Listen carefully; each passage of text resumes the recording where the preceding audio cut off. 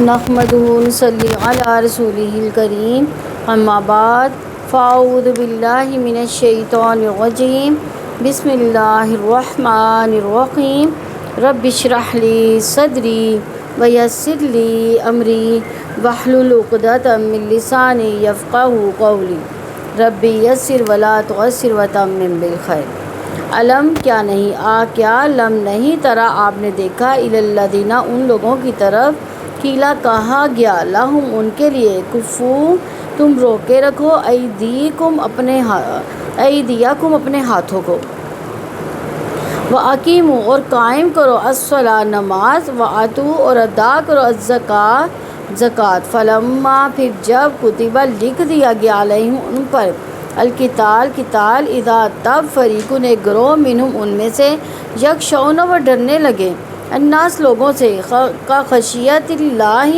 جیسے کہ ڈرنا ہو اللہ تعالیٰ سے، کا جیسے کہ معنوں میں آ رہے خشیہ یعنی ڈرنا اللہ تعالیٰ سے، کا خشیت اللہ جیسے ڈرنا ہو اللہ تعالیٰ سے، او یا اشد زیادہ خشیتاً ڈرنا۔ وقالوا انہوں نے کہا ربنا اے ہمارے رب لما کیوں کتبتا تو نے لکھ دیا علینا ہم پر القتال لولا کیوں نہیں اخرتنا مہلت دی ہمیں الی اجل وقت تک قریب کے۔ قل آپ کہہ دے متاع السماء الدنیا دنیا کا قلیل بہت ہی کم ہے، والآخرہ اور آخرت خیر بہتر ہے لمن اس کے لیے جو اتقا ڈر گیا یا متقی بنے، ولا اور نہیں تظلمون تم پر ظلم کیا جائے گا فتیلہ ایک دھاگے کے برابر بھی، اینما جہاں کہیں بھی تکونوا تم ہوگے یدرککم یعنی پہنچ ہی جائے گی تمہیں، یدرک پہنچ جائے گی تمہیں الموت موت، ولو اور اگرچہ کنتم ہو تم فی بروجن قلعوں میں مشیدہ مضبوط، وَإِنْ اور اگر تصبہم پہنچی ہے تم انہیں حسنہ کوئی بھلائی یقولوا وہ کہتے ہیں ہذہ یہ من عند اللہ اللہ تعالیٰ کی طرف سے ہے، وَإِنْ اور اگر تصبہم پہنچتی ہے انہیں سیئہ کوئی برائی یقولوا وہ کہتے ہیں ہذہ یہ من عندک تمہاری طرف سے ہے۔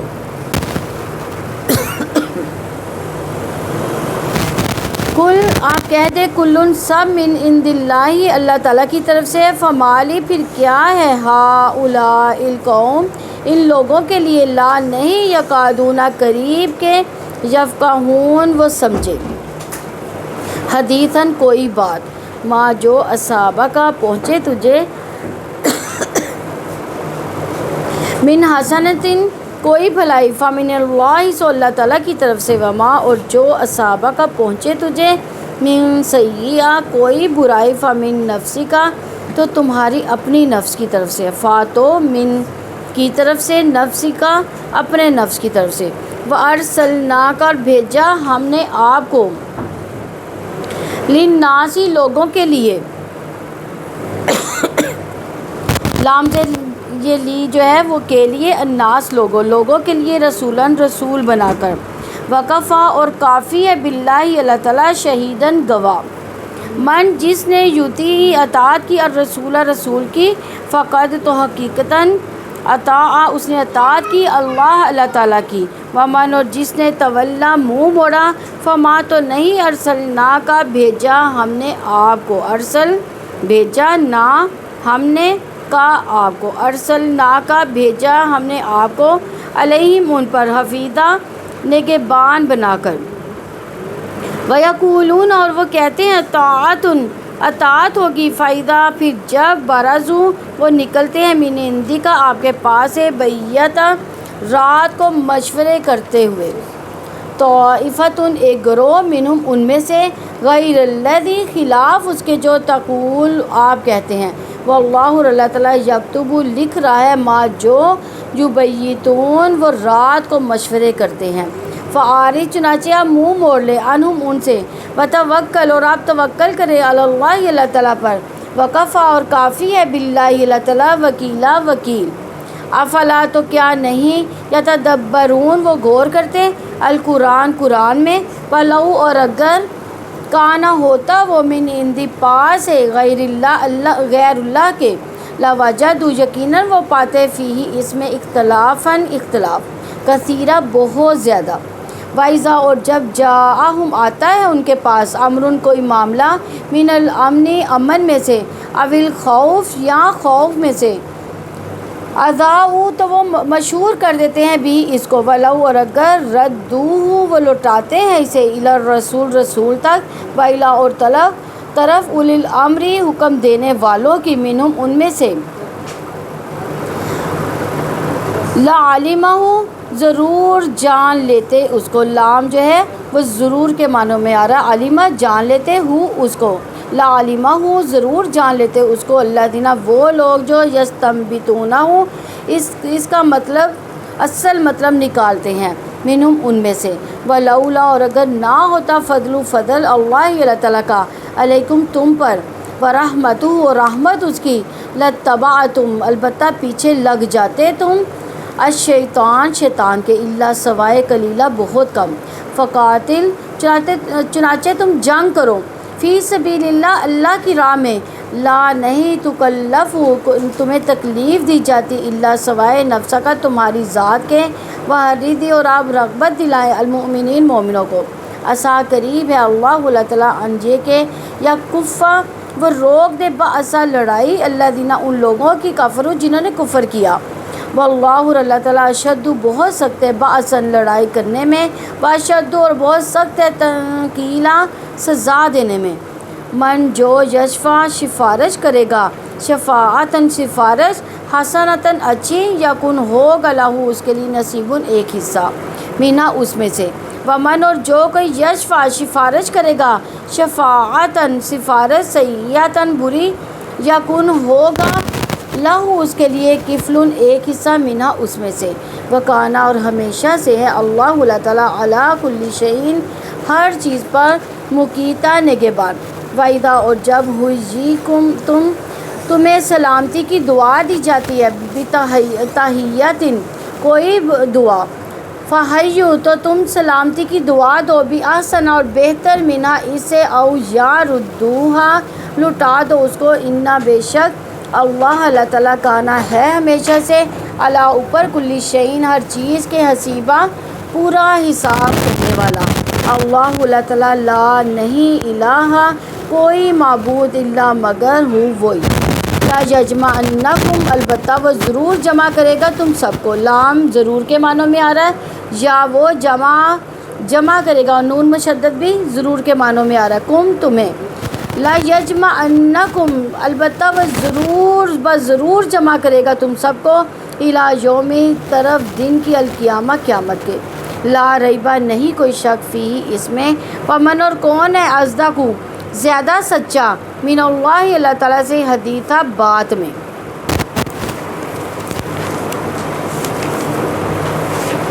کفو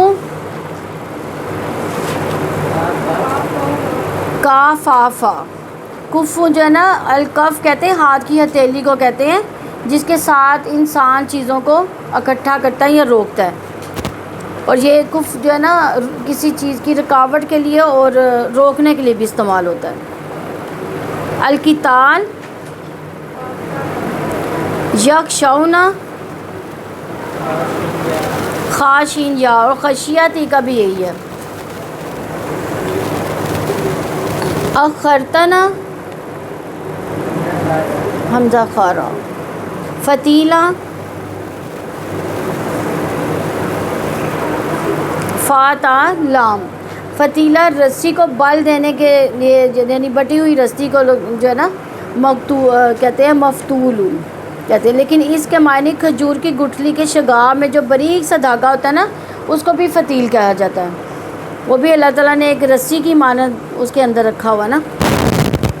فی بروج ہاں اس سے پہلے دیکھیں یدرککم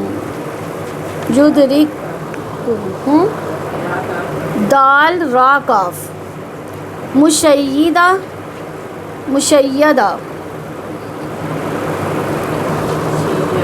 شین یا دال تصبہم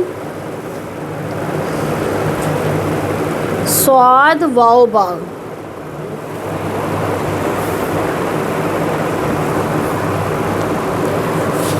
یکادون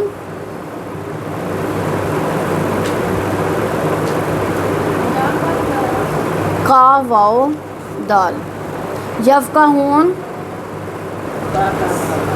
فا قاف ہا، حدیثہ ہا دال سا یعنی حدث سے، اصابہ کا ہاں صاد واو با، حفیظہ حافظ، برزو بارزا، جبیتون ہاں بایاتا بایاتا، اختلافاً خالافا، ٹھیک ہے، یستنبتونہ نون باتا، بالکل، تنکیلا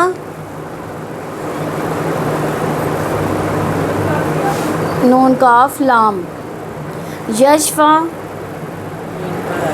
شین فا، مکیتن کاف واو تا، بتحیتن ہا یا حیات بھی اسی سے ہی ہے نا، ردوہا را دال دال، حسیبہ حاسن با، ازدق حدیثہ ہاں حدیث بھی اسی لفظ سے ہی آتی ہے۔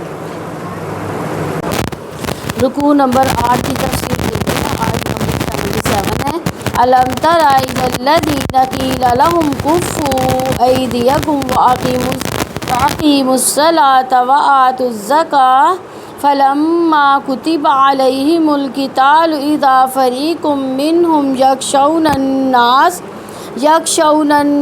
کخشیۃ اللہ او اشد خشیہ وقالوا ربنا لما كتبت علينا القتال لولا أخرتنا إلى أجل قريب قل متاع الدنيا قليل والآخرة خير لمن اتقى ولا تظلمون فتیلا۔ کیا آپ نے ان لوگوں کو نہیں دیکھا جن سے کہا گیا تھا کہ تم اپنے ہاتھوں کو روکے رکھو اور نماز قائم کرو، زکوٰۃ ادا کرو، پھر جب ان پر قتال لکھ دیا گیا تب ان میں سے ایک گروہ انسانوں سے ایسے ڈرنے لگا جیسے اللہ تعالیٰ سے ڈرتا ہو یا اس سے بھی زیادہ ڈرنا، اور انہوں نے کہا اے ہمارے رب، تو نے ہم پر قتال کیوں لکھ دیا، کیوں نہیں ہمیں قریب کے وقت تک مہلت دی؟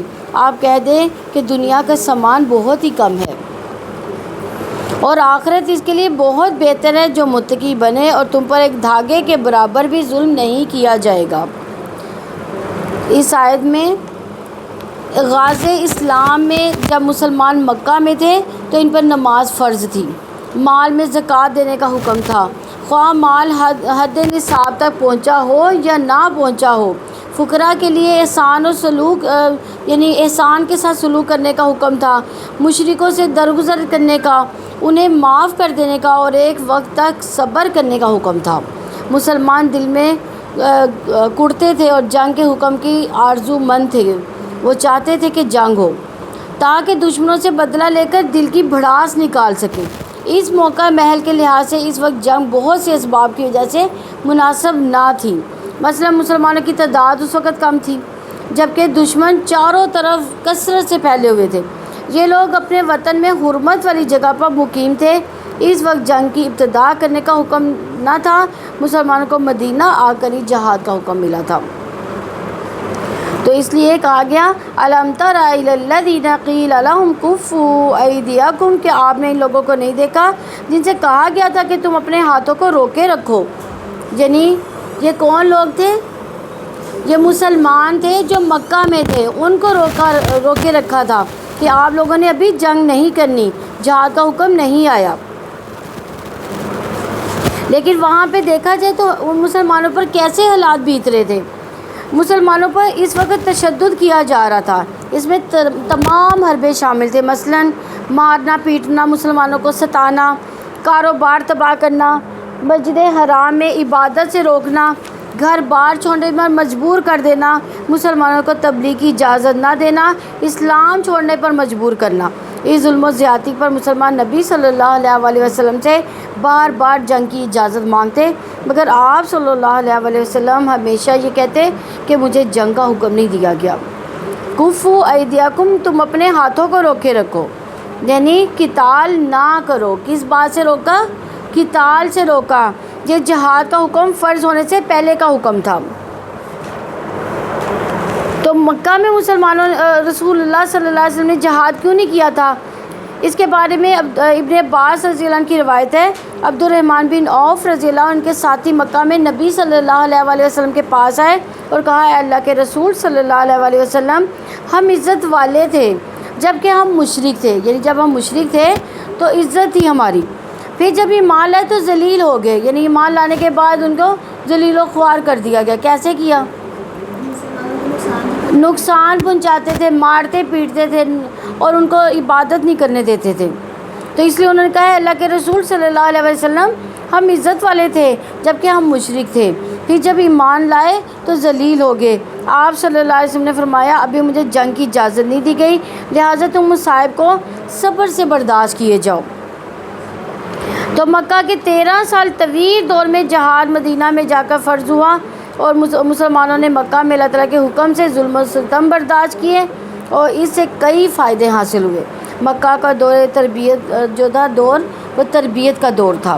مسلمان اس مرحلے میں اگر مقابلہ شروع کر دیتے تو قریش جو قوت میں مسلمان سے کہیں بڑھ کر تھے، اسلام کی قوت کو کچل دیتے۔ صبر کرنے کے نتیجے میں تبلیغ کا سلسلہ جاری رہا، مسلمانوں کو نبی صلی اللہ علیہ وسلم کی اطاعت کرنے اور ہر حال میں اللہ تعالیٰ کے فیصلوں پر راضی رہنے کی تربیت دی گئی۔ مکہ میں صبر کرنے کا یہ فائدہ ہوا کہ غیر جانبدار لوگوں کی ہمدردیاں مسلمانوں کے حق میں ہو گئی۔ آگے فرماتے ہیں اسی آیت میں اللہ تعالیٰ، وَأَقِیمُوا الصَّلَاةَ وَآتُوا الزَّکَاةَ، اور نماز قائم کرو، زکوٰۃ ادا کرو۔ یعنی جب مسلمان مکہ مکرمہ میں تھے تو انہیں نماز و زکوٰۃ کا حکم دیا گیا تھا، یعنی محتاجوں کی غم گساری کرنا۔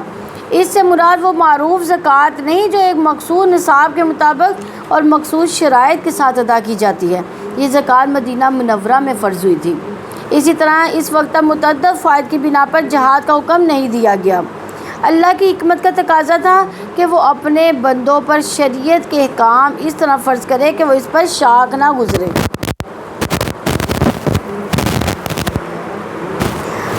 سب سے پہلے اہم ترین امر کا حکم دے، پھر آسان امور سے ابتدا کر کے بتدریج مشکل امور کا حکم دے۔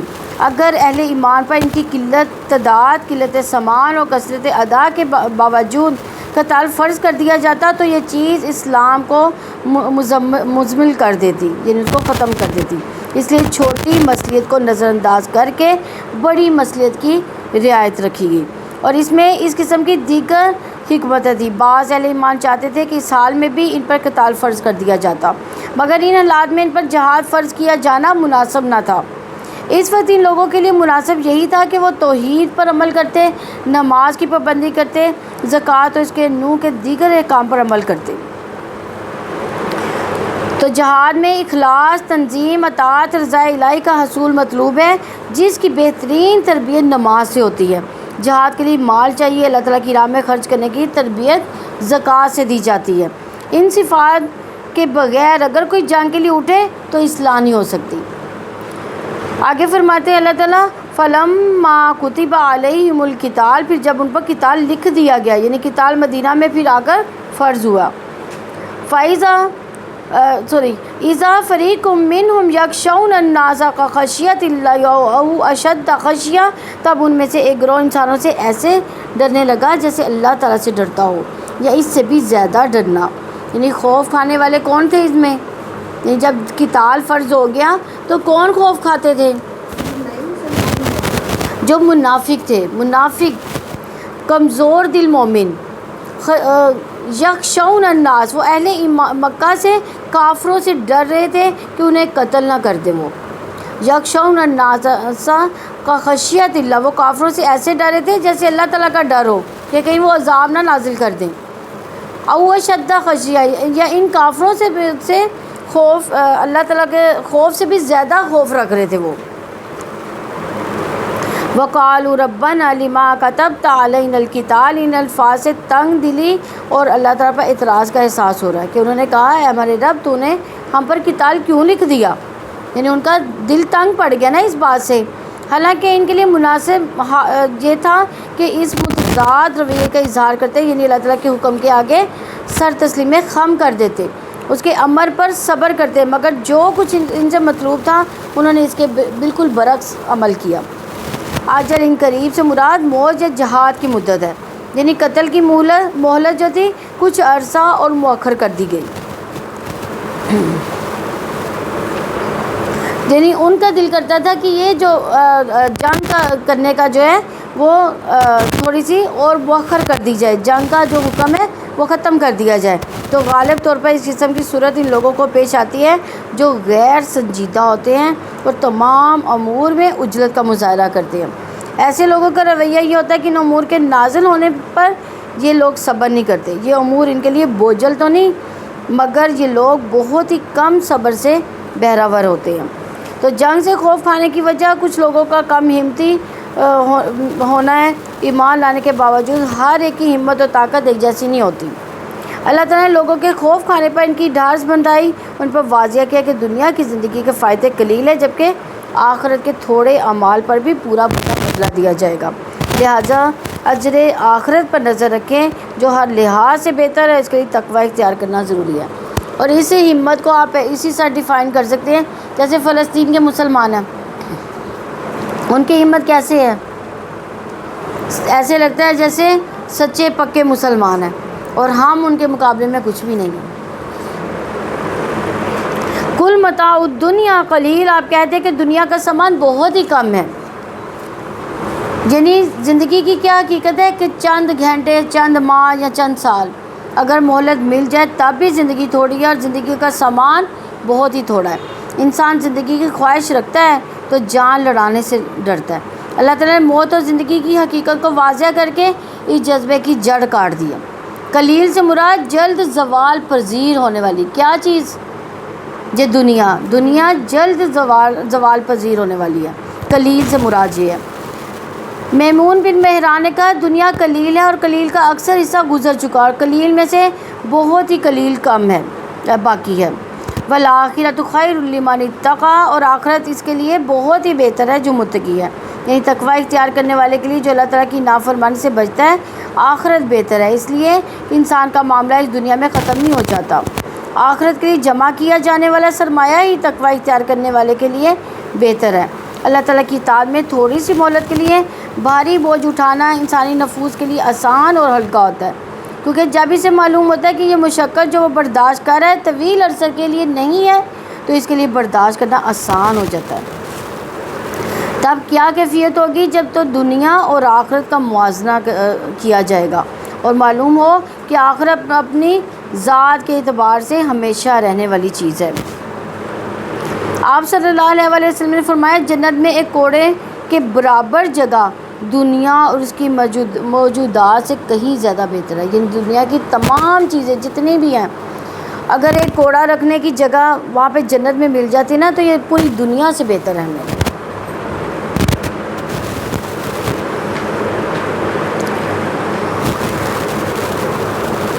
آگے اللہ تعالیٰ فرماتے ہیں وَلَا تُظْلَمُونَ فَتِيلًا، یعنی تم پر ایک دھاگے کے برابر بھی ظلم نہ کیا جائے گا۔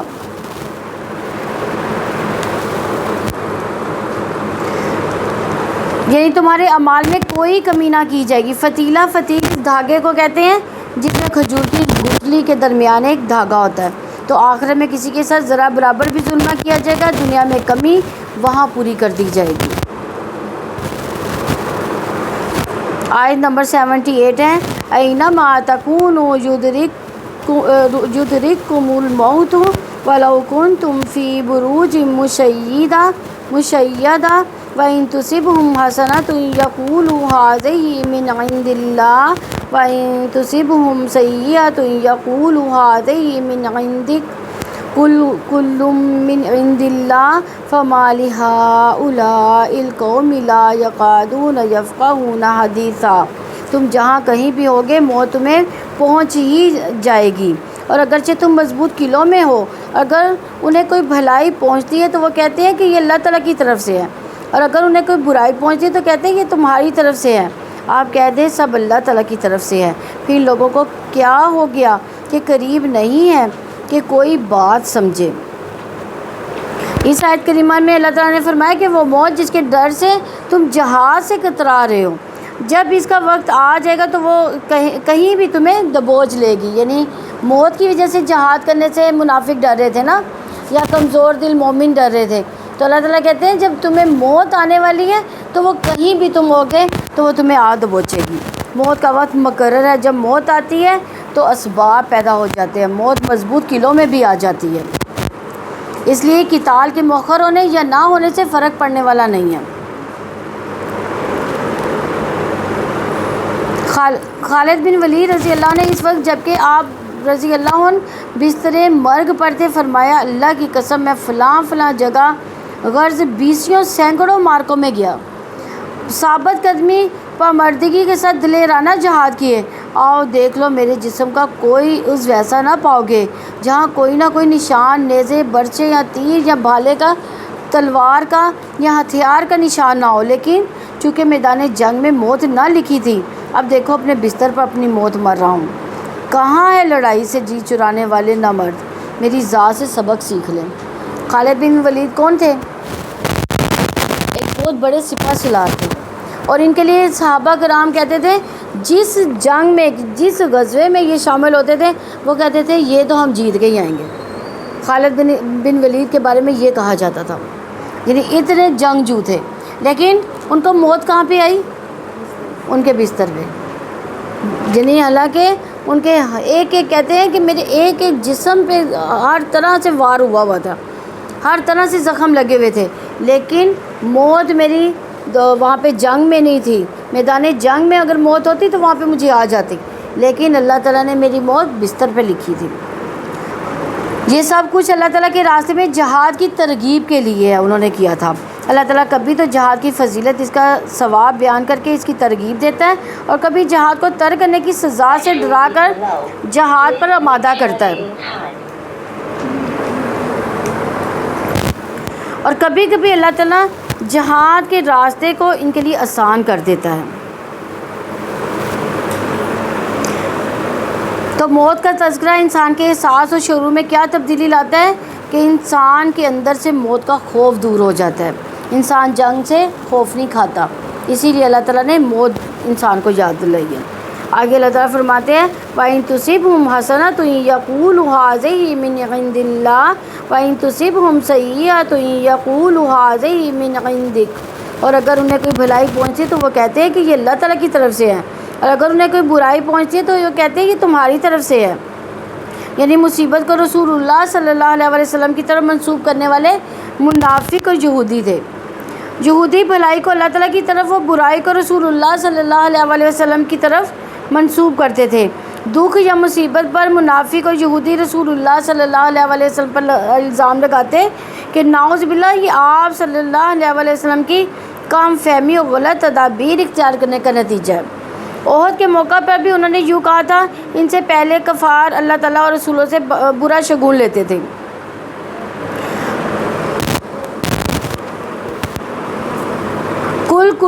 کل من عند اللہ، آپ کہتے ہیں سب اللہ تعالیٰ کی طرف سے ہے، یعنی دنیا میں کسی کو فائدہ یا نقصان سب کچھ اللہ تعالیٰ کی طرف سے ہوتا ہے۔ ہم لوگ بھی اکثر کہہ دیتے نا یہ فلاں کی وجہ سے یہ نقصان ہمیں ہو گیا، لیکن یہ سب کس کی طرف سے ہے؟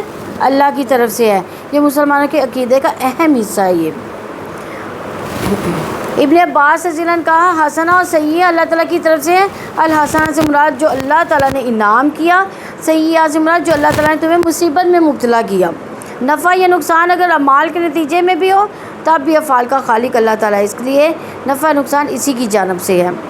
نبی صلی اللہ علیہ وسلم نے فرمایا مسلمان جب بھی کسی پریشانی، بیماری، رنج اور ملال، تکلیف اور غم میں مبتلا ہو جاتا ہے، یہاں تک کہ اگر اسے کوئی کانٹا بھی چبھ جائے تو اللہ تعالیٰ اسے اس کے گناہوں کا کفارہ بنا دیتا ہے۔ سعید بن یسار سے سنا، انہوں نے کہا کہ میں نے ابو ہریرہ رضی اللہ عنہ سے سنا کہ رسول اللہ صلی اللہ علیہ وسلم نے فرمایا، اللہ تعالیٰ جس کے ساتھ بھلائی کرنا چاہتا ہے اسے بیماری کی تکالیف اور دیگر مصیبتوں میں مبتلا کرتا ہے۔ تو ہم کیا کہتے ہیں؟ پتہ نہیں، اللہ نو ہنسی نظر آئے سی، نعوذ باللہ۔ انس رضی اللہ عنہ فرماتے ہیں کہ رسول اللہ صلی اللہ علیہ وسلم نے فرمایا، اللہ تعالیٰ جب اپنے بندے کے لیے بھلائی کا ارادہ فرماتا ہے تو اسے جلدی دنیا میں سزا دے دیتا ہے، اور جب بندے سے برائی کا ارادہ کرتا ہے تو اسے گناہ کی سزا سے روکے رکھتا ہے، یہاں تک کہ قیامت کے دن اسے پوری سزا دے گا۔ اس سند کے ساتھ یہ بھی مروی ہے کہ نبی صلی اللہ علیہ وسلم نے یہ بھی فرمایا، بڑا ثواب بری آزمائش کے ساتھ ہے۔ بلا شبہ اللہ تعالیٰ جب کسی قوم کے ساتھ محبت کرتا ہے تو ان کو کسی آزمائش میں ڈال دیتا ہے۔ جو اس آزمائش پر راضی ہوا تو اس کے لیے رضا ہے، جو اس آزمائش پر ناراض ہوا تو اس کے لیے ناراضگی ہے۔ جیسے فلسطین کو آج کل اللہ تعالیٰ نے آزمائش میں ڈالا، بہت بڑی آزمائش ہے۔ رسول اللہ صلی اللہ علیہ وسلم نے فرمایا، ایماندار مرد اور عورت اپنے نفس، اولاد اور مال کی آزمائش میں ہمیشہ رہتے ہیں، یہاں تک کہ اس کی ملاقات اپنے رب سے ایسے حال میں ہوتی ہے کہ اس پر کوئی گناہ باقی نہیں رہتا۔ آگے اللہ تعالیٰ فرماتے ہیں، فَمَا لِهَٰؤُلَاءِ الْقَوْمِ لَا يَكَادُونَ يَفْقَهُونَ حَدِيثًا، پھر ان لوگوں کو کیا ہو گیا کہ قریب نہیں ہے کہ کوئی بات سمجھے۔ الفقہ سے مراد شریعت کا فہم حاصل کرنا، فہم دینی امور کی سمجھ حاصل کرنا۔ اس آیت کریمہ میں ضمن ان لوگوں کی مداح کا پہلو نکلتا ہے جو اللہ تعالیٰ اس کے رسول صلی اللہ علیہ وسلم کے احکام کا فہم رکھتے ہیں، نیز اس فہم اور اس کے اسباب کے حصول کی ترغیب ہے۔ یہ فہم اللہ تعالیٰ اس کے رسول کی کلام میں تدبر، تفکر اور اس منزل تک پہنچانے والے راستوں پر گامزن ہونے ہی سے حاصل ہوتا ہے۔ اگر انہوں نے اللہ تعالیٰ کے احکامات کو سمجھا ہوتا تو معلوم ہو جاتا کہ نیکی اور برائی، خیر اور شر سب اللہ تعالیٰ کی طرف سے ہے۔ اللہ تعالیٰ کی قضاء و قدر سے کوئی چیز باہر نہیں۔ نیز انبیاء رسول ان کی لائی ہوئی تعلیمات کبھی بھی شر کا باعث نہیں ہوتی، کیونکہ وہ تو دین اور دنیا اور آخرت کی بھلائی سے مابعوث کیے گئے ہیں۔ یہ تفسیر السعدی کی روایت ہے۔ آیت نمبر 79 ہے، ما اصابک من حسنۃ فمن اللہ وما اصابک من سیئۃ فمن نفسک وارسلناک للناس رسولا وکفیٰ باللہ شہیدا۔ جو بھی بھلائی تجھے پہنچے سو اللہ تعالیٰ کی طرف سے، اور جو کوئی برائی پہنچے تجھے تو وہ تمہاری اپنی طرف سے ہے۔ ہم نے آپ کو لوگوں کے لیے رسول بنا کر بھیجا، اللہ تعالیٰ ہی گواہ کافی ہے۔ یعنی حسنہ سے مراد وسعت، کامیابی، نعمت، اس سے مراد بھلائی، کسی نیکی کا صلہ ملنا، اطاعت کا صلہ ملنا، کیونکہ ایک انسان کو نیکی کی توفیق اللہ تعالیٰ کی طرف سے ہوتی ہے۔ اس کا خاص فضل اور احسان ہوگا اگر اس کو نیکی کی توفیق دی جائے۔ انسان کی اطاعت اور نیکی اللہ تعالیٰ کے احسانات اور انعامات کے مقابلے میں کوئی حیثیت نہیں رکھتی۔ اسی لیے نبی صلی اللہ علیہ وسلم نے فرمایا، کوئی بھی اپنے عمل کی وجہ سے جنت میں نہیں جائے گا۔ صحابہ رضوان اللہ نے دریافت کیا، اللہ کے رسول صلی اللہ علیہ وسلم کہ آپ صلی اللہ علیہ وسلم بھی نہیں؟ آپ نے فرمایا، ہاں، جب تک مجھے بھی اللہ تعالیٰ اپنی رحمت سے نہیں ڈھانپ دے گا میں بھی جنت میں نہیں جاؤں گا۔ یعنی ہم پوری زندگی کے اعمال بھی کر لیں تو اپنی نیکیوں کی وجہ سے جنت میں نہیں جائیں گے جب تک کہ اللہ تعالیٰ کی رحمت نہ ہوگی۔ وما اصابک من سیئۃ فمن نفسک، برائی تیرے نفس کی طرف سے ہے۔ سیئہ سے مراد برائی، جیسے سختی، آزمائش، شکست، زخم اور قتل وغیرہ۔ اس سے مراد کہ برائی انسان کی اپنی غلطیوں اور گناہوں کا نتیجہ ہے۔ سلف صالحین کا عام طور پر یہ دستور تھا کہ جب کوئی اجتہادی رائے پیش کرتے تو کہتے کہ اگر یہ صحیح ہے تو اللہ تعالیٰ کی طرف سے ہے، اسی کی توفیق سے ہے، اور اگر غلط ہے تو ہماری طرف سے اور شیطان کی طرف سے ہے۔ وَأَرْسَلْنَاكَ لِلنَّاسِ رَسُولًا وَكَفَىٰ بِاللَّهِ شَهِيدًا، اور ہم نے آپ کو لوگوں کے لیے رسول بنا کر بھیجا اور اللہ تعالیٰ ہی گواہ کافی ہے۔ یعنی اللہ تعالیٰ نے آپ صلی اللہ علیہ وسلم کو ساری انسانیت کے لیے قیامت تک کے لیے رسول بنا کر بھیجا۔ جابر بن عبداللہ رضی اللہ نے بیان کیا، رسول اللہ صلی اللہ علیہ وسلم نے فرمایا، مجھے 5 ایسی چیزیں عطا کی گئی ہیں جو مجھ سے پہلے انبیاء کو نہیں دی گئی۔ ایک مہینے کی رات سے میرا روب ڈال کر میری مدد کی گئی۔ دوسرا، میرے لیے تمام زمین میں نماز پڑھنے اور پاکی حاصل کرنے کی اجازت ہے۔ اسی لیے میری امت کہ جس آدمی کی نماز کا وقت جہاں بھی آ جائے اسے وہی نماز پڑھ لینی چاہیے۔ تیسرا، میرے لیے مال غنیمت حلال کیا گیا۔ چوتھا، پہلے انبیاء خاص اپنی قوموں کی ہدایت کے لیے بھیجے جاتے تھے، لیکن مجھے دنیا کے تمام انسانوں کی ہدایت کے لیے بھیجا گیا۔ اور پانچواں، مجھے شفاعت عطا کی گئی۔ یہ صحیح بخاری کی 438 نمبر حدیث ہے۔ پہلے ایک نبی خاص طور پر اپنی قوم کی طرف بھیجا جاتا تھا، اور میں عام طور پر تمام انسانوں کی طرف بھیجا گیا۔ یہ نبی صلی اللہ علیہ وسلم نے فرمایا تھا، میں ساری خلقت کی طرف بھیجا گیا ہوں، میری آمد پر انبیاء ختم کر دیے گئے۔ یہ بھی ان کا قول ہے۔ اسی طرح پھر فرمایا، میں عمومیت کے ساتھ تمام انسانوں کی طرف بھیجا گیا ہوں، حالانکہ مجھ سے پہلے جو نبی بھی گزرا وہ اپنی قوم کی طرف بھیجا جاتا تھا۔ میری بعثت اور قیامت اس طرح ہے، یہ فرماتے ہوئے نبی صلی اللہ علیہ وسلم نے اپنی دونوں انگلیاں یوں کر کے دکھائی تھی، یعنی میرا بھیجنا دنیا میں اور قیامت اس طرح سے ہے، یعنی اس کے درمیان میں کوئی دوسرا نبی نہیں ہے۔ وَكَفَىٰ بِاللَّهِ شَهِيدًا، اور اللہ تعالیٰ ہی کافی گواہ ہے، یعنی اللہ تعالیٰ نے انسانوں کو پہنچنے والی برائیوں اور بھلائیوں کی وجہ سے اپنے شہید یعنی گواہ ہونے کا شعور بتایا ہے۔ آیت نمبر 80 ہے، مَن یُطِیعِ الرَّسُولَ فَقَدْ اطاع اللَّهَ وَمَن تَوَلَّىٰ فَمَا أَرْسَلْنَاكَ عَلَیْہِمْ حَفِیظًا، اور جس نے رسول کی اطاعت کی اس نے حقیقتاً اللہ تعالیٰ کی اطاعت کی، جس نے منہ موڑا تو ہم نے ان پر آپ کو نگہبان بنا کر نہیں بھیجا، یعنی حقیقتاً اللہ تعالیٰ کی، جس نے رسول کی اطاعت کی اس نے حقیقتاً اللہ کی اطاعت کی۔ رسول کی اطاعت کے علاوہ اللہ تعالیٰ کی اطاعت کا کوئی راستہ نہیں ہے۔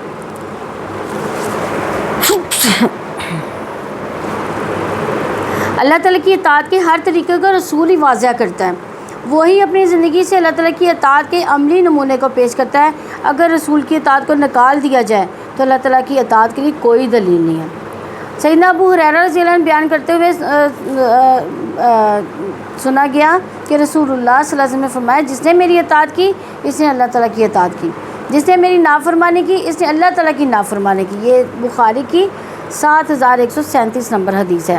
تو جس نے اللہ کے رسول صلی اللہ علیہ وسلم کی اطاعت کی اس نے حقیقت میں کس کی اطاعت کی؟ اللہ تعالیٰ کی، اور اس کے لیے وہی ثواب ہے جو اللہ تعالیٰ کی اطاعت پر مرتب ہوتا ہے۔ یہ تفسیر سعدی کی روایت ہے۔ وَمَن تَوَلَّىٰ فَمَا أَرْسَلْنَاكَ عَلَیْہِمْ حَفِیظًا، جس نے منہ موڑا تو ہم نے ان پر آپ کو نگہبان بنا کر نہیں بھیجا۔ اس سے مراد کہ اگر کوئی رسول کے احکامات سے منہ موڑتا ہے تو زبردستی اطاعت کروانا کیا رسول کی ذمہ داری ہے؟ نہیں۔ منافق رسول اللہ صلی اللہ علیہ وسلم کے سامنے اطاعت کا اظہار کرتے تھے، لیکن راتوں کو آپ صلی اللہ علیہ وسلم اور مسلمانوں کے خلاف خفیہ سازشیں کیا کرتے تھے۔ جس نے نبی صلی اللہ علیہ وسلم کی اطاعت سے منہ موڑا وہ نامراد ہوا، ناکام رہا۔ اللہ تعالیٰ نے فرمایا کہ ایسے شخص کے معاملے کی ذمہ داری آپ صلی اللہ علیہ وسلم پر نہیں ہے، اور آپ صلی اللہ علیہ وسلم جو چاہتے ہیں اس کے لیے اس کو مجبور نہیں کریں گے۔ آپ صلی اللہ علیہ وسلم کے ذمہ تو پہنچا دینا ہے، آپ صلی اللہ علیہ وسلم ان پر کوئی دروغہ نہیں ہے۔ ایسے شخص نے خسارہ پایا، جیسا کہ صحیح حدیث میں آیا ہے کہ جس نے اللہ تعالیٰ اور اس کے رسول کی اطاعت کی وہی ہدایت یافتہ ہے، جس نے اللہ تعالیٰ اور اس کے رسول کی نافرمانی کی وہ اپنے سوا کسی کو نقصان نہیں پہنچاتا۔ یہ تفسیر المنیر کی روایت ہے۔ آیت نمبر 81 ہے، وَيَقُولُونَ طَاعَةٌ فَإِذَا بَرَزُوا مِنْ عِنْدِكَ بَيَّتَ طَائِفَةٌ مِّنْهُمْ غَيْرَ الَّذِي تَقُولُ وَاللَّهُ يَكْتُبُ مَا يُبَيِّتُونَ فَأَعْرِضْ عَنْهُمْ وَتَوَكَّلْ عَلَى اللَّهِ وَكَفَىٰ بِاللَّهِ وَكِیلًا۔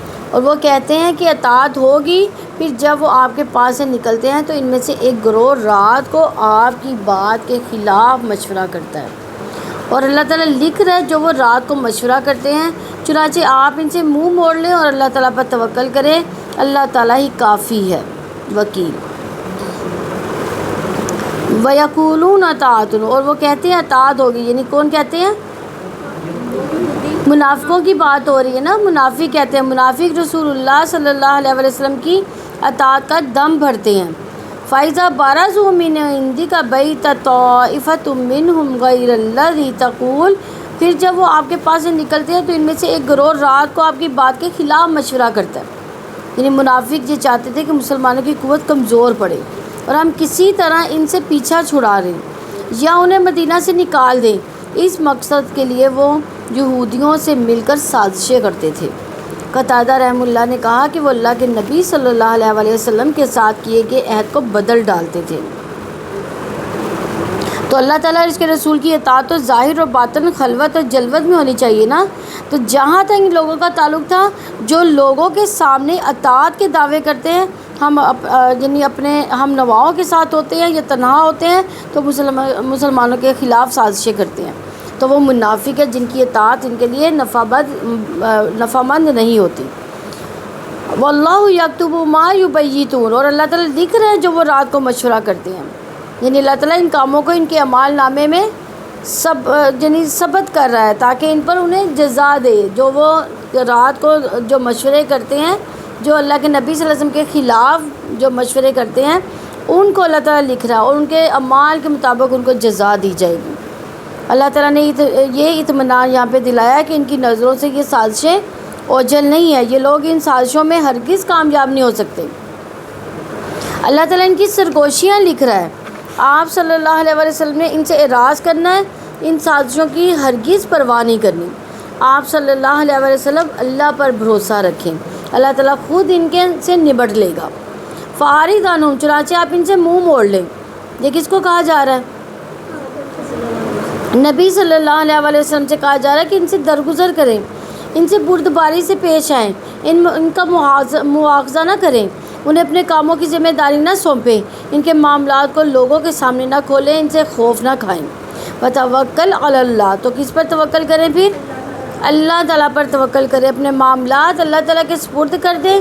ان کے عمل کے مقابلے میں اللہ تعالیٰ نے حکم دیا کہ ان سے منہ موڑ لیں، اللہ تعالیٰ پر توکل کریں۔ پھر ان کی بیماری کا سبب بیان کیا اور وہ ہے کتاب اللہ پر تدبر نہ کرنا۔ وکفیٰ باللہ وکیلا، اللہ تعالیٰ ہی وکیل کافی ہے، یعنی اللہ تعالیٰ کے ان کے شر کے مقابلے میں آپ صلی اللہ علیہ وآلہ وسلم کے لیے کافی ہیں۔ اللہ تعالیٰ لوگوں کے اقوال سے کے سامنے اطاعت کے دعوے کرتے ہیں اور باہر آ کے آپ صلی اللہ علیہ وسلم کے خلاف مشورے کرتے ہیں، اور پھر ان کی بات چیت کو لکھ لینے سے اپنے وکیل ہونے کا شعور دلایا کہ جو آپ صلی اللہ علیہ وآلہ وسلم کے دشمنوں کے اندر اور باہر کو جانتا ہے، جو ان کا حساب رکھتا ہے اور ان سے بدلہ لینے کی قدرت رکھتا ہے، غالب ہے، لہٰذا یقیناً وہی وکیل ہے، وہی کارساز ہے۔ آیت نمبر 82 ہے افلا یتدبرون القرآن ولو کان من عند غیر اللہ لوجدوا فیہ اختلافا کثیرا، تو کیا وہ قرآن مجید میں غور و فکر نہیں کرتے؟ اور اگر وہ غیر اللہ کے پاس ہوتا تو اس میں وہ یقیناً بہت زیادہ اختلاف پاتے۔ یعنی اس آیت کے مخاطب کون ہے؟ مخاطب بھی یہاں پہ بھی منافقوں سے ہی مخاطب ہے اللہ تعالیٰ، انہیں یہاں پہ تنبیہ کی جا رہی ہے کہ اگر یہ قرآن اللہ تعالیٰ کے سوا کسی اور کی جانب سے ہوتا تو اس میں وہ بہت زیادہ اختلاف پاتے۔ افلا یتدبرون القرآن، تو کیا وہ قرآن مجید میں غور و فکر نہیں کرتے؟ یعنی اس کے حقائق واضح ہیں، قرآن مجید میں کوئی ایسی چیز نہیں ہے جو انسان کی فطرت کے خلاف ہو، اس میں کوئی ایسا بیان نہیں جو پچھلی کتابوں کی حقیقت سے ٹکراتا ہو۔ قرآن حکیم کا کوئی بیان کسی تسلیم شدہ حقیقت کے خلاف نہیں ہے، اس میں ایسا کوئی اشارہ نہیں جو تجرباتی علوم سے دریافت شدہ کسی واقعے کے خلاف ہو۔ قرآن حکیم کے کلام میں پختگی بھی ہے اور ہم آہنگی بھی ہے۔ وَلَوْ كَانَ مِنْ عِنْدِ غَيْرِ اللَّهِ لَوَجَدُوا فِيهِ اخْتِلَافًا كَثِيرًا، اور اگر وہ غیر اللہ کے پاس ہوتا تو اس میں وہ یقیناً بہت زیادہ اختلاف پاتے۔ یعنی منافقوں کی جن باتوں پر انہیں تنبیہ کی جا رہی ہے، ان کی ایک وجہ یہ بھی تھی کہ انہیں قرآن کی منزل من اللہ ہونے میں بھی شک تھا۔ اس آیت میں اس شک کو دور کرنے کی عقلی دلیل پیش کی گئی ہے، جو یہ ہے کہ انسان کی حالت یہ ہے کہ بچپن میں ان کی عقل ناپختہ ہوتی ہے، جوانی میں قدرے ترقی کر جاتا ہے، وہ پختہ عمر میں عقل بھی پختہ ہوتی ہے۔ اس کے ان تینوں ادوار کے کلام میں نمایاں فرق ہوتا ہے، پھر زندگی بھر اس کی نظریات بدلتے رہتے ہیں۔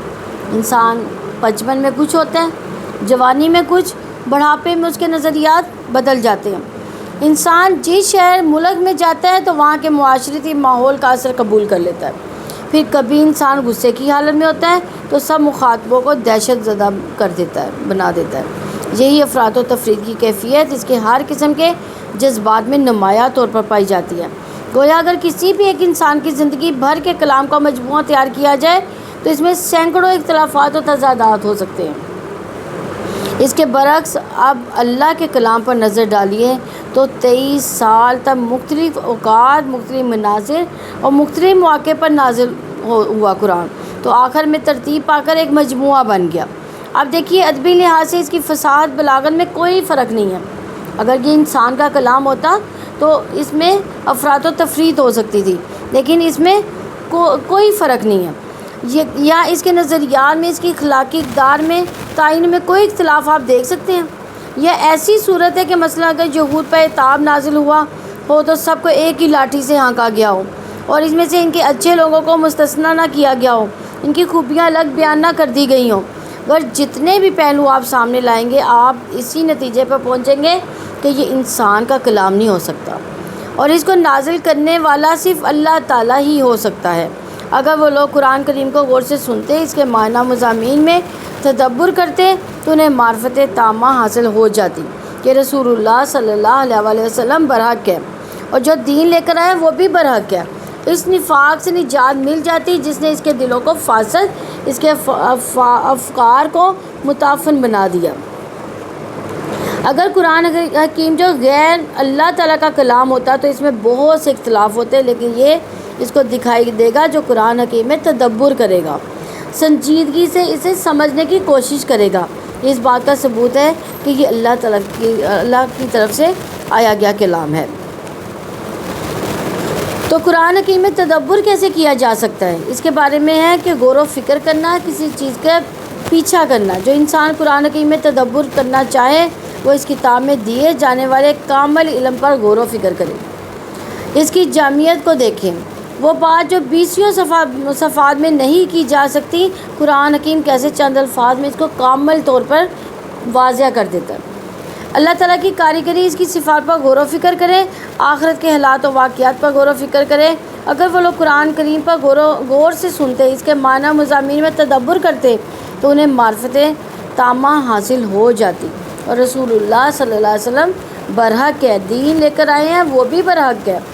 یہاں تدبر سے برا کتاب اللہ کے معنی میں غور و فکر کرنا بھی ہے۔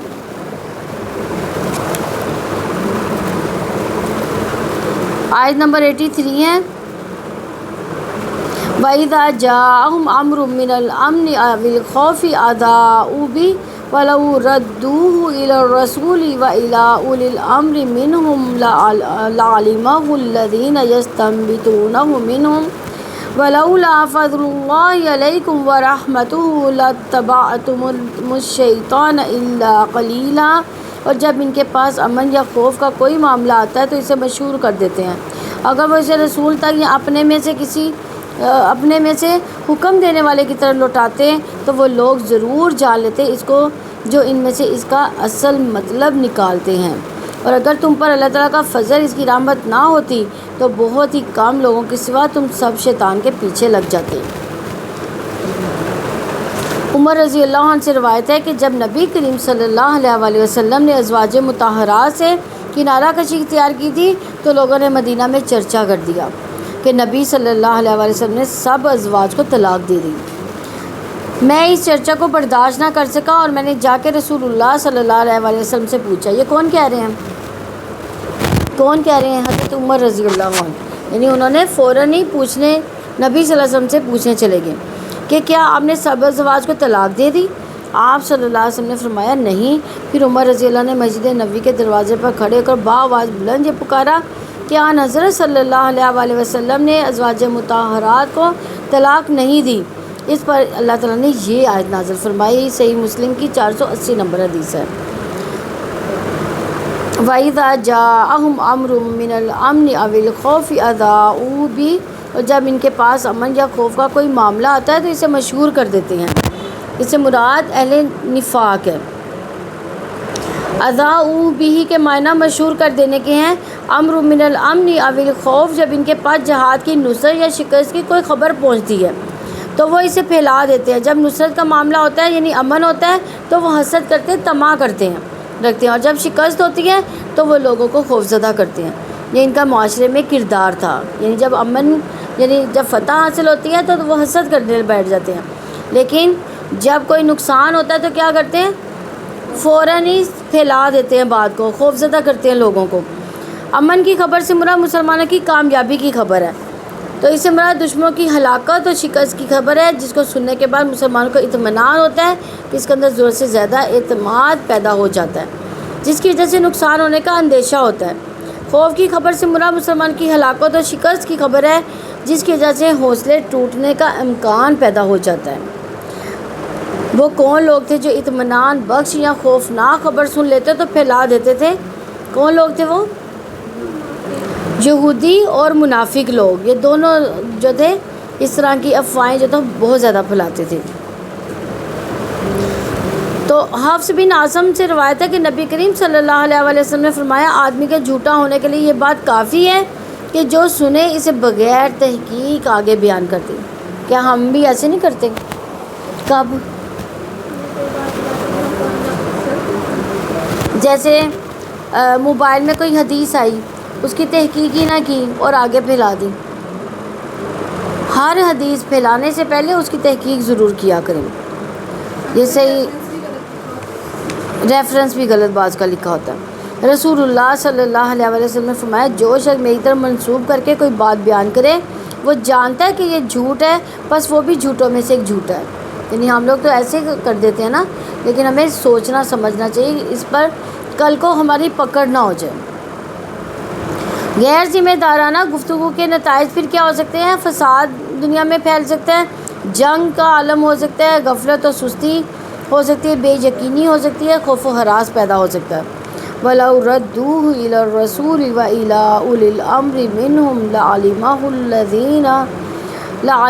الَّذِينَ يَسْتَنبِطُونَهُ مِنْهُمْ، اور اگر وہ اسے رسول تک یا اپنے میں سے حکم دینے والے کی طرف لوٹاتے تو وہ لوگ ضرور جان لیتے اس کو جو ان میں سے ان کا اصل مطلب نکالتے ہیں۔ یعنی ایک مسلمان کا یہ کیا فرض ہے؟ یہاں پہ مسلمان کا فرض بتایا گیا کہ کیا فرض ہے کہ کوئی ایسی خبر سنے تو اپنے ذمہ دار افراد تک پہنچا دیں اور ذمہ داران ان کی تحقیق کریں۔ جیسے حضرت عمر رضی اللہ نے کیا کیا؟ فوراً ہی نبی صلی اللہ علیہ وسلم کے پاس چلے گئے کہ کیا آپ نے واقعی سب کو طلاق دے دی ہے؟ انہوں نے یہ نہیں سوچا کہ میں لوگوں نے افواہیں پھیلائی ہیں ان افواہوں کے پیچھے چلوں، فوراً ہی تحقیق کرنے چلے گئے۔ تو اولو الامر سے مراد اکابر صحابہ، علماء اور صاحب رائے کے افراد ہیں۔ قتادہ نے کہا وہ اپنے علماء تک پہنچاتے تاکہ اس کا اصل مطلب نکالتے۔ یستنبطون کا معنی نکال لیتے، یہ وہ صحیح معنی نکالتے۔ یستنبطون کا مطلب ہے کہ وہ صحیح معنی کھوج لگاتے کہ یہ واقعی بات صحیح ہے یا نہیں۔ وَلَوْلَا فَضْلُ اللَّهِ عَلَيْكُمْ وَرَحْمَتُهُ لَاتَّبَعْتُمُ الشَّيْطَانَ إِلَّا قَلِيلًا، اور اگر تم پر اللہ تعالیٰ کا فضل، اس کی رحمت نہ ہوتی تو بہت ہی کم لوگوں کے سوا تم سب شیطان کے پیچھے لگ جاتے۔ اگر نبی کریم صلی اللہ علیہ وسلم کی بعثت اور قرآن کے نزول کے ذریعے اللہ تعالیٰ کا فضل و کرم نہ ہوتا، لَاتَّبَعْتُمُ الشَّيْطَانَ، ان افواہوں کو قبول کرنے اور پھیلانے میں مسلمان شیطان کے پیچھے لگ جائیں۔ الا قلیلا، جن کی رائے صاحب عقل مستحکم ہے، جیسے انصار و مہاجرین میں سے جو بڑے صحابہ تھے۔ یہ اللہ تعالیٰ کا فضل و احسان ہے کہ اگر نہ ہوتا تو تم سب شیطان کے پیچھے لگ جاتے۔ اللہ تعالیٰ کا فضل یہ ہے کہ اس نے سنبھل جانے کا موقع دیا، کہ اس نے مسلمانوں کے شیطان کے پیچھے چلنے کے لیے کھلا نہیں چھوڑ دیا۔ حقیقت یہ کہ اللہ تعالیٰ ہی شیطان مردود کے شر سے بچاتا ہے۔ آیت نمبر 84 ہے، فَقَاتِلْ فِي سَبِيلِ اللَّهِ لَا تُكَلَّفُ إِلَّا نَفْسَكَ وَحَرِّضِ الْمُؤْمِنِينَ عَسَى اللَّهُ أَن يَكُفَّ بَأْسَ الَّذِينَ كَفَرُوا وَاللَّهُ أَشَدُّ بَأْسًا وَأَشَدُّ تَنْكِيلًا۔ چنانچہ تم اللہ تعالیٰ کی راہ میں جنگ کرو، تمہیں تمہاری ذات کے سوا کسی کی تکلیف نہیں دی جاتی، اور مومنوں کو آپ رغبت دلائیں۔ قریب ہے کہ اللہ تعالیٰ ان لوگوں کی لڑائی روک دے جنہوں نے کفر کیا۔ اللہ تعالیٰ بہت سخت لڑائی کرنے والا، بہت سخت سزا دینے والا ہے۔ یعنی لوگوں کو جہاد پر ابھارنے اور جوش دلانے کے لیے نبی صلی اللہ علیہ وسلم کو حکم دیا جا رہا ہے کہ لوگ جہاد کریں یا نہ کریں۔ آپ اکیلے ہوں تو آپ اپنے نفس کے ذمہ دار ہیں، ہاں دوسروں کو آپ ابھار سکتے ہیں۔ یہ اسلام کا بنیادی اصول ہے کہ ہر شخص اپنی ذات کا ذمہ دار ہے۔ لوگوں کو جنگ پر ابھارنے کی ذمہ داری بھی دراصل ان ذمہ داریوں میں سے ہے جو اجتماعی ذمہ داری ہونے کے باوجود ایک لحاظ سے ذاتی ذمہ داری ہے۔ بغوی نے لکھا ہے کہ غزوہ احد کے بعد رسول اللہ صلی اللہ علیہ وسلم نے ابو سفیان سے وعدہ کر لیا تھا کہ ماہ ذی القعدہ میں بدری صغریٰ پر دونوں فریقین کا پھر مقابلہ ہوگا۔ جب وقت مقرر آیا تو رسول اللہ صلی اللہ علیہ وسلم نے مسلمانوں کو جہاد کی دعوت دی، مگر بعض لوگوں نے اس دعوت کو قبول نہیں کیا۔ اس پر اللہ تعالیٰ نے یہ آیت نازل فرمائی، لا تکلف الا نفسک، تمہیں تمہاری ذات کے سوا کسی کی تکلیف نہیں دی جاتی۔ یعنی نبی صلی اللہ علیہ وسلم کو اصل میں تسلی دی گئی ہے کہ لوگوں کا بیٹھ رہنا، ان کی مخالفت آپ صلی اللہ علیہ وسلم کو نقصان نہیں دے گی۔ آپ جہاد کریں، خواہ اکیلے جائیں، لشکر نہیں، اللہ تعالیٰ آپ کی مدد فرمائے گا۔ وحرض المؤمنین، یہ ترغیب ان تمام امور کو بھی شامل ہے جس سے اہل ایمان کو نشاط، ان کے دلوں کو قوت، ان کی طاقت حاصل ہوتی ہے۔ یہ ترغیب اس بات میں بھی شامل ہے کہ دشمنوں کے ضعیف اور کمزوری سے مومنوں کو آگاہ کیا جائے، اور یہ ترغیب اس بات کو بھی شامل ہے کہ مومنوں کو اس عمل سے آگاہ کیا جائے کہ اللہ تعالیٰ نے جہاد کرنے والوں کے لیے کیا ثواب تیار کر رکھا ہے، اور جہاد چھوڑ کر گھر بیٹھ رہنے والوں کے لیے کیا عذاب ہے۔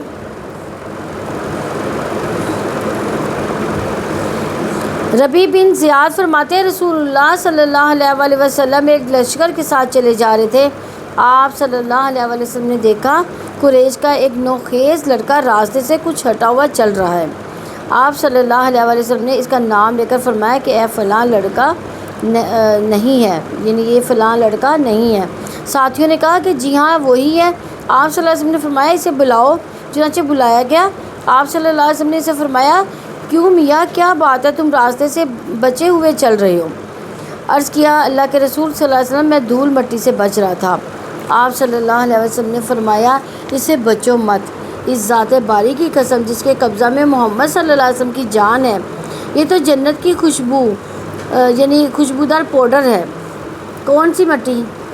یعنی وہ جہاد پہ جا رہے تھے نا، تو وہ لڑکا جو تھا مٹی سے بچ رہا تھا۔ جب سب زیادہ سارے لوگ چل رہے ہو تو کیا ہوتا ہے، مٹی اڑ رہی ہوتی ہے نا، تو وہ مٹی سے بچ رہا تھا۔ تو یعنی یہ نبی صلی اللہ علیہ وسلم نے کیا فرمایا، یہ تو جنت کی خوشبودار پاؤڈر ہے۔ یہ عمرو بن ابسہ رضی اللہ عنہ فرماتے ہیں کہ میں نے رسول اللہ صلی اللہ علیہ وسلم کو ارشاد فرماتے سنا، جس کا تین نشانے پر پہنچ گیا تو اس کے لیے جنت میں ایک درجہ ہے۔ عمر رضی اللہ عنہ کہتے ہیں اس حدیث کو سن کر میں نے 16 تین نشانے پہ مارے۔ دیکھیں کتنی ان کو اس میں طمع تھی نا کہ ہم کسی نہ کسی طرح سے جنت حاصل کریں۔ اللہ تعالیٰ ہم سب کے بھی دلوں میں ایسی ہی طمع رکھے۔ عمر بن ابسہ رضی اللہ عنہ کہتے ہیں کہ میں نے رسول اللہ صلی اللہ علیہ وسلم کو ارشاد فرماتے سنا، جو اللہ کی راہ میں تیر پھینکے اسے ایک غلام آزاد کرنے کا ثواب ہے۔ آگے اللہ تعالیٰ فرماتے ہیں صلی اللہ ان یکف باس الذین کفروا، قریب ہے کہ اللہ تعالیٰ ان لوگوں کی لڑائی روک دے جنہوں نے کفر کیا۔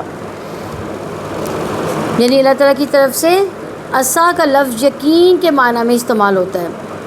بس آیت میں وعدہ کیا جا رہا ہے کہ عنقریب کفار کا زور ٹوٹ جائے گا، مسلمانوں کا غلبہ نصیب ہوگا۔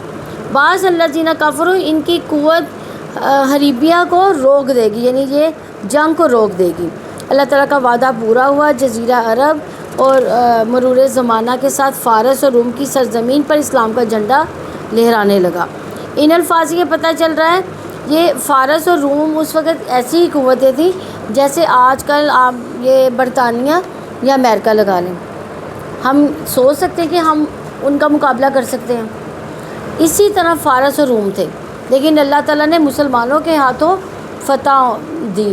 یعنی وہ جو تھی فارس اور روم کی سلطنتیں، اللہ تعالیٰ نے نبی صلی اللہ علیہ وسلم کے ذریعے سے ان کو فتح نصیب ہوئی ان کو، اور مسلمانوں کا جھنڈا ان سلطنتوں پہ نا لگ گیا تھا۔ ان الفاظ سے یہ پتہ چل رہا ہے کہ کافر اس وقت قوت والے تھے۔ کافروں کی قوت کی وجہ سے مسلمان خوف محسوس کرتے تھے۔ یعنی یہ فارس اور روم کے جو تھے نا، یہ لوگ یہ مسلمان نہیں تھے، لیکن اللہ تعالیٰ نے مسلمانوں کو غلبہ عطا فرمایا۔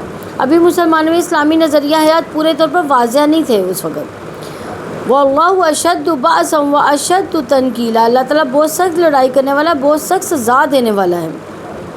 یعنی ہر لڑائی والے سے زیادہ اللہ تعالیٰ سخت لڑائی کرنے والا ہے، ظالموں کو ان کے دشمنوں سے سخت سزا دلوانے والا ہے۔ اللہ تعالیٰ نے مومنوں کو جہاد فی سبیل اللہ کا حکم دیتے ہوئے یہی شعور دلایا کہ اللہ تعالیٰ سخت لڑائی کرنے والا ہے، سخت سزا دینے والا ہے۔ اس لیے دلایا یہ کہ مسلمان جنگ کے لیے تیار ہو جائیں اور جنگ سے کراہت محسوس نہ کرے، کیونکہ جنگ کس کو پسند ہے؟ کسی کو پسند نہیں۔ ظاہر خون خرابہ ہوتا ہے، اپنی جان کا بھی خطرہ ہوتا ہے، لیکن اللہ تعالیٰ نے اپنے یعنی مومنوں کو اس کی کراہت جو محسوس نہیں کروائی۔ انہوں نے کہا، اللہ تعالیٰ نے ان کو اس کی جو نا فضائل بتائے۔ اللہ تعالیٰ نے اس لیے بھی یہ شعور دلایا تاکہ مومن میدان جنگ میں جم کر لڑ سکیں اور کافروں کو سزا دیتے ہوئے دل میں کوئی جذبہ رحم نہ پائیں۔ وہ اس کی حکمت کا تقاضا ہے کہ وہ اپنے بندوں کو ایک دوسرے کے ذریعے آزمائے تاکہ جہاد کا بازار گرم رہے اور نفع مند ایمان حاصل ہو، یعنی اختیاری ایمان نہ کہ جبری اضطراری ایمان جو کچھ فائدہ نہیں دے گا۔ یعنی جبری ایمان جو ہے وہ فائدہ نہیں دے گا۔ اختیاری ایمان یعنی ہم نے اپنے اختیار کے ساتھ اس کو اپنے دل کے ساتھ قبول کیا، ٹھیک ہے، اور اگر وہ جبری ایمان ہوا تو اس کا کوئی فائدہ نہیں، یعنی وہ ڈنڈے کے زور پہ اگر ایمان حاصل کروایا تو اس کا کوئی فائدہ نہیں ہوگا۔ آیت نمبر 85 ہے، یشفع شفاعۃ حسنۃ یکن لہ نصیب منہا ومن یشفع شفاعۃ سیئۃ یکن لہ کفل منہا وکان اللہ علی کل شیء مقیتا۔ جو شخص سفارش کرے گا اچھی سفارش تو اس کے لیے بھی اس میں سے ایک حصہ ہوگا، اور جو کوئی سفارش کرے گا بری سفارش اس کے لیے اس میں سے ایک حصہ ہوگا، اور اللہ تعالیٰ ہمیشہ سے ہر چیز پر نگہبان ہے۔ نہیں، شفاعت سے مراد کسی معاملے میں معاونت، جو کوئی کسی دوسرے کی بھلائی کے کسی کام میں سفارش کرتا ہے، اس کام میں اس کی مدد کرتا ہے، مثلا مظلوموں کے بارے میں ظالم کے پاس سفارش کرنا، اسے اس کی کوشش و عمل کے مطابق اس نیک سفارش سے حصہ نصیب ہوگا، اور اصل کام کرنے والے کو ثواب میں کوئی کمی واقعہ نہیں ہوگی۔ اور جو کوئی برائی سے کے کسی کام میں مدد کرتا ہے تو اس کے تعاون اور مدد کے مطابق عذاب میں اس کو حصہ ملے گا۔ یعنی کوئی اچھائی کرتا ہے تو اچھائی اس کے ذمہ لگائی جائے گی، اور اگر کوئی برائی کرے گا تو اس کی سزا دی جائے گی۔ تو شفاعت حسنہ سے مراد ایسی سفارش جس سے سچے مقصد کو قوت حاصل ہو، مثلا جہاد کے لیے ابھارنا اچھی سفارش ہے، مسلمانوں کو کافروں کے خلاف جہاد کی ترغیب دلانا اللہ تعالیٰ کے نزدیک مسلمانوں کے حق میں خیر خواہی اور سفارش حسنہ ہے۔ اسی مناسبت سے یہاں اچھی اور بری سفارش کا بیان ہے۔ اچھی سفارش کی تعریف کی گئی اور اللہ تعالیٰ کے وعدے کا ذکر ہے، اور سفارش کرنے والے کو بھی اللہ اچھا بدلہ دے گا۔ اور بری شفاعت یعنی حاکم وقت کے پاس جا کر لوگوں کی شکایتیں کرنے والے کو اس بد کرداری کا برا بدلہ دیا جائے گا۔ ابو ہریرہ رضی اللہ عنہ سے روایت ہے کہ رسول اللہ صلی اللہ علیہ وسلم نے فرمایا، جس نے کسی کو ہدایت یعنی نیکی کی دعوت دی تو اس کے لیے اس پیروی کرنے والے کے برابر ثواب ہوگا۔ یعنی اگر ہماری وجہ سے کوئی نیکی کا کام کرتا ہے تو اس کی جو ہے نا اس کا یعنی جو نیکی کا ثواب ہے اس کی نیکی کا ثواب ہمیں بھی ملے گا، کیونکہ ہم نے اس کو ابھارا نا نیکی کرنے کے لیے۔ تو اسی بارے میں بتایا جا رہا ہے کہ جس نے کسی کو ہدایت یعنی نیکی کی دعوت دی تو اس کے لیے اس پیروی کرنے والے کے برابر ثواب ہوگا، ان کے ثواب میں کچھ بھی کمی نہ کی جائے گی، اور جس نے گمراہی کی طرف دعوت دی تو اس کے لیے اس کی پیروی کرنے والے کے برابر گناہ ہوگا، اس کے گناہوں میں کچھ بھی کمی نہ کی جائے گی۔ مسلم کی 6804 نمبر حدیث ہے۔ اسی طرح سیدنا ابو امامہ رضی اللہ عنہ بیان کرتے ہیں کہ رسول اللہ صلی اللہ علیہ وسلم نے فرمایا، جو شخص اپنے بھائی کے لیے سفارش کرے پھر اسے اس سفارش کرنے کے سلسلے میں کوئی ہدیہ دیا جائے اور اسے قبول کر لے تو وہ سود کے دروازوں میں سے ایک بڑے دروازے پر پہنچ گیا۔ اس آیت کریمہ میں نیکی تقویٰ میں تعاون کے لیے بہت بڑی ترغیب ہے یہ۔ اسی طرح سے گناہ اور زیادتی کے کاموں میں تعاون کرنا، ایک دوسرے کی مدد کرنا، اللہ تعالیٰ نے اسے اپنے ارشاد کے ذریعے سے محقق کیا ہے۔ یہ تفسیر الصادی کی روایت ہے۔ وَمَن یشفع شفاعۃ سیئۃ یکن لہ کفل منہا، اور جو کوئی سفارش کرے گا بری سفارش اس کے لیے اس میں سے ایک حصہ ہوگا۔ یعنی اگر برائی کے لیے شفاعت ہوگی تو شفاعت سیئہ یعنی بری ہوگی۔ سفارش سے سچائی کو سچے مقصد کو نقصان پہنچے، مثلا منافق جہاد کے لیے نکلنے والوں کے حوصلے پست کر رہے ہیں، اور یہ کوشش شفاعت صحیح ہے، یعنی برائی کی صفات ہے نا یہ۔ اگر کوئی شخص چور کی سفارش کر کے اسے چھڑاتا ہے تو پھر چوریاں کرتا ہے وہ، تو سفارش کرنے والے کو بھی اس گناہ میں برابر کا حصہ ملتا رہے گا۔ وَكَانَ اللَّهُ عَلَىٰ كُلِّ شَيْءٍ مُقِیتًا، اللہ تعالیٰ ہمیشہ سے ہر چیز کا نگہبان ہے۔ مجاہد نے کہا مقیت سے مراد شہید، حسیب اور حفیظ ہے۔ مقیت سے مراد حفیظ اور مقیت سے مراد اقتدار والا، اور یہ بھی کہا گیا مقیت سے مراد ہے کہ جس کے ہاتھ میں رزق ہے، جس کے ذمہ ہر جاندار کی غذا ہے، جیسا کہ فرمایا وَقَدَّرَ فِيهَا أَقْوَاتَهَا، اور اس میں اس کی غذائیں اندازے سے رکھ دی گئیں۔ اللہ تعالیٰ نے اچھی اور بری سفارش کے بدلے سے اپنے مقیت ہونے کا شعور دلایا۔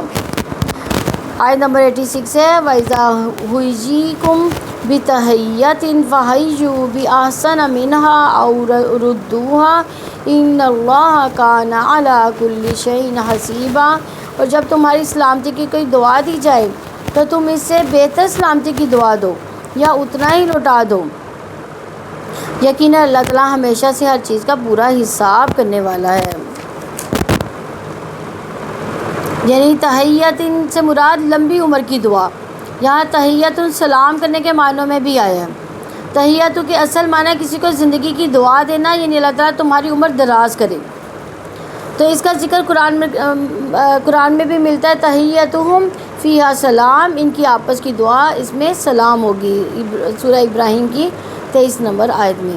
اسی طرح نبی کریم صلی اللہ علیہ وسلم نے فرمایا اللہ تعالیٰ نے آدم کو اپنی صورت پر بنایا، ان کی لمبائی 60 ہاتھ تھی۔ جب انہیں پیدا کر چکا تو فرمایا کہ جاؤ ان فرشتوں کو جو بیٹھے ہوئے ہیں سلام کرو اور سنو کہ تمہارے سلام کا کیا جواب دیتے ہیں، کیونکہ یہی تمہارا اور تمہاری اولاد کا سلام ہوگا۔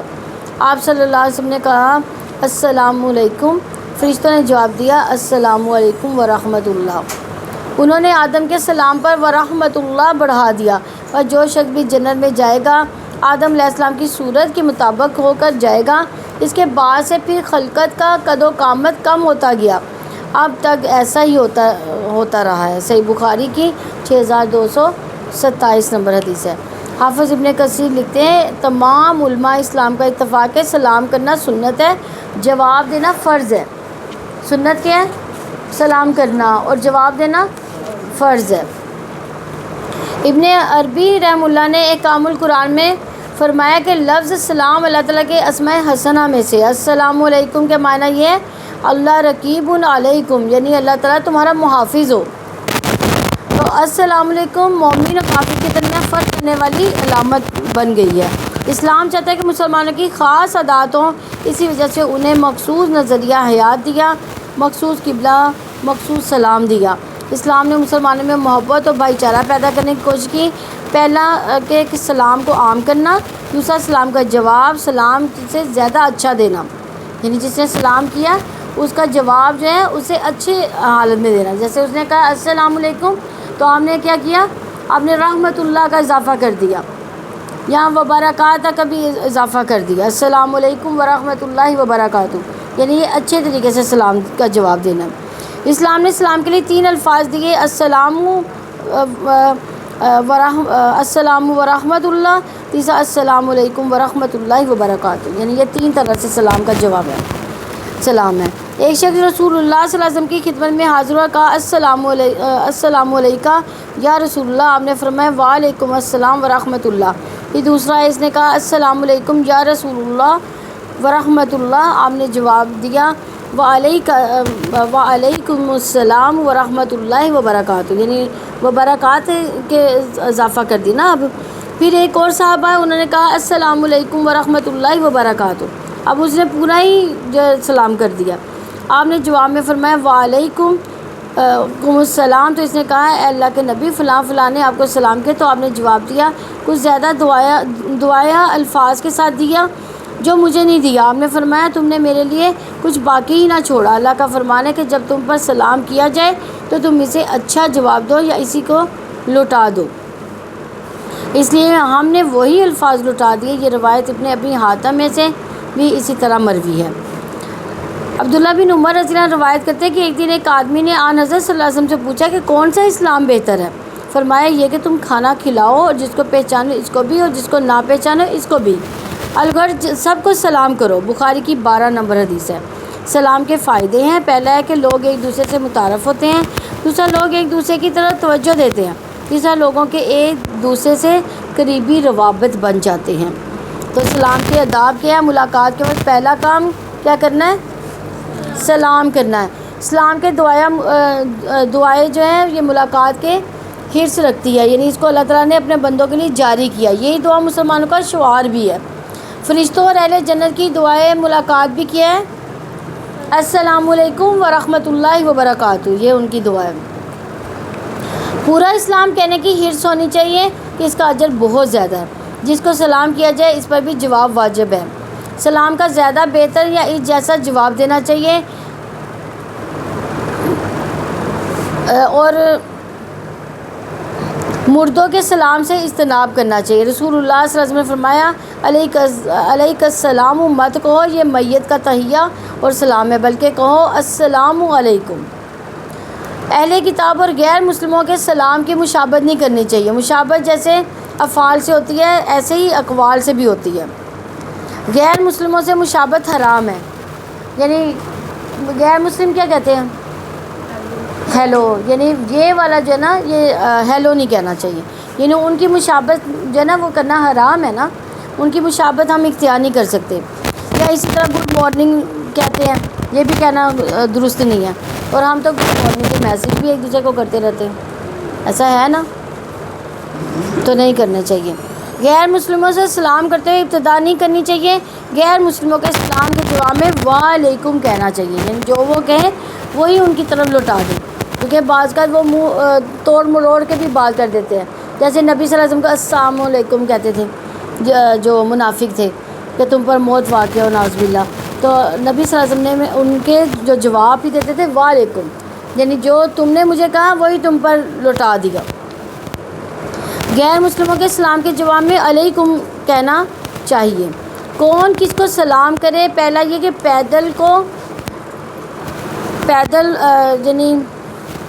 پیدل جو ہے وہ سوار کو کرے گا، سوار پیدل کو کرے گا، تھوڑے لوگ زیادہ لوگوں کو کریں گے، پیدل کھڑے ہوئے کو کرے گا، چھوٹا بڑے کو کرے گا۔ یہ بخاری کی 6231 نمبر حدیث ہے، یہ اس میں ہم جنت کے راستے میں بھی پڑھ چکے ہیں۔ اچھا، مجلس میں اٹھتے اور باہر نکلتے ہوئے سلام کرنا چاہیے۔ عام طور پر لوگ مجلس میں داخل ہوتے ہوئے سلام کرتے ہیں مگر باہر نکلتے ہوئے سلام نہیں کرتے، یہ خلاف سنت ہے۔ اسی طرح جب مجلس میں دوبارہ واپس آئے تو پھر کیا کرنا چاہیے؟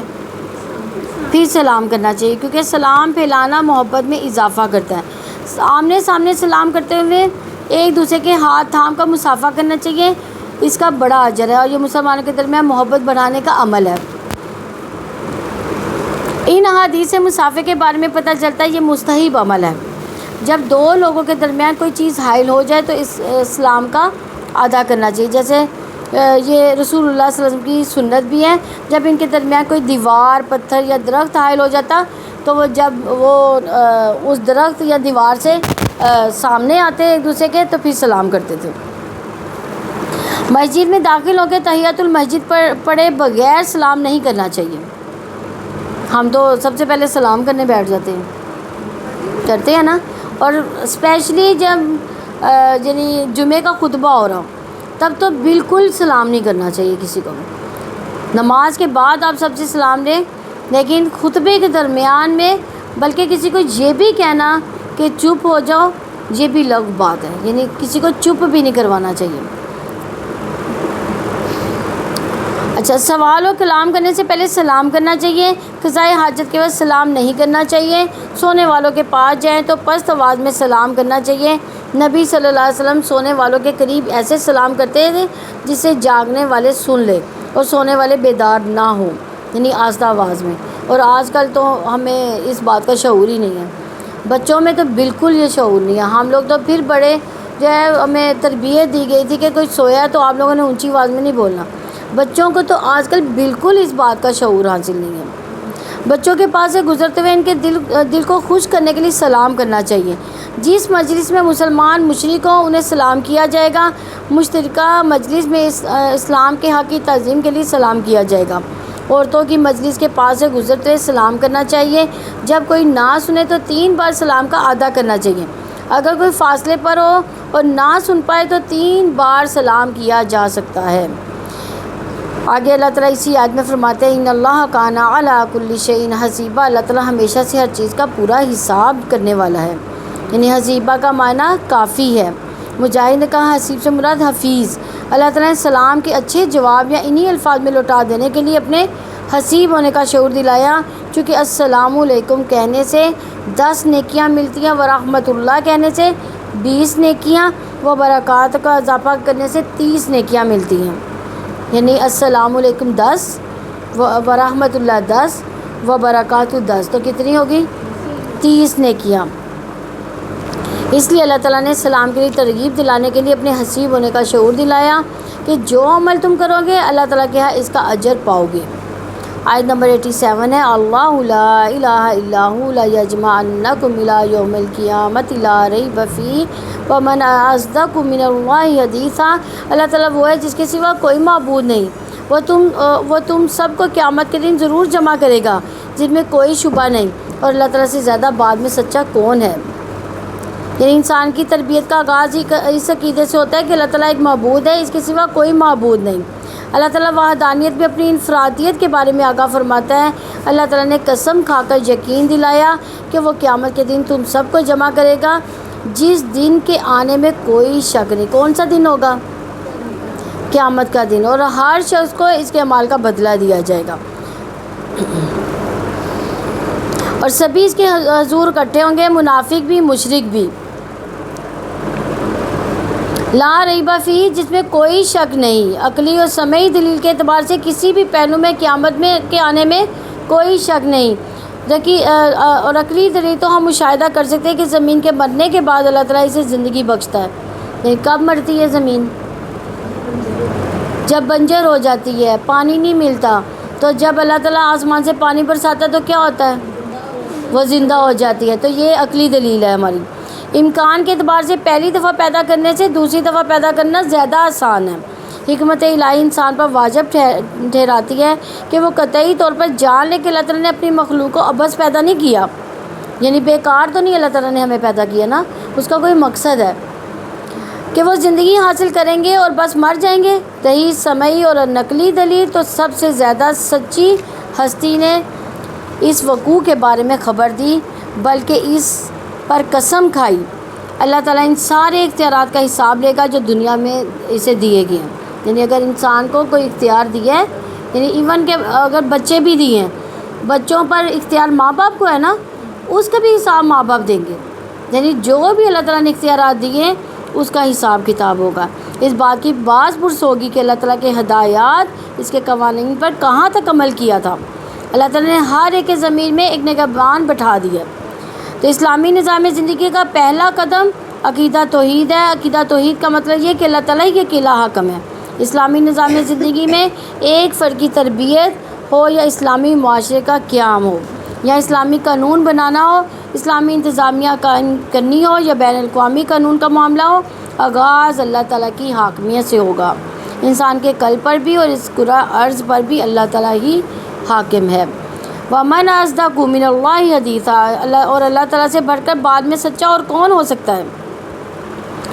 یعنی جس بات کی اللہ تعالیٰ ہمیں یہاں پہ خبر دینے ہیں، اللہ تعالیٰ کی بات، اس کی خبریں، اس کے اقوال صداقت کے اعلیٰ ترین مراتب پر ہے۔ لہٰذا ہر وہ بات جو عقائد، علوم اور اعمال کے بارے میں کہی گئی ہو، اگر وہ اللہ تعالیٰ کی خبر کے خلاف ہے تو وہ باطل ہے، کیونکہ یہ امور یقینی طور پر سچی خبر کی خبر ہے، ان کا حق ہونا ممکن ہی نہیں ہے۔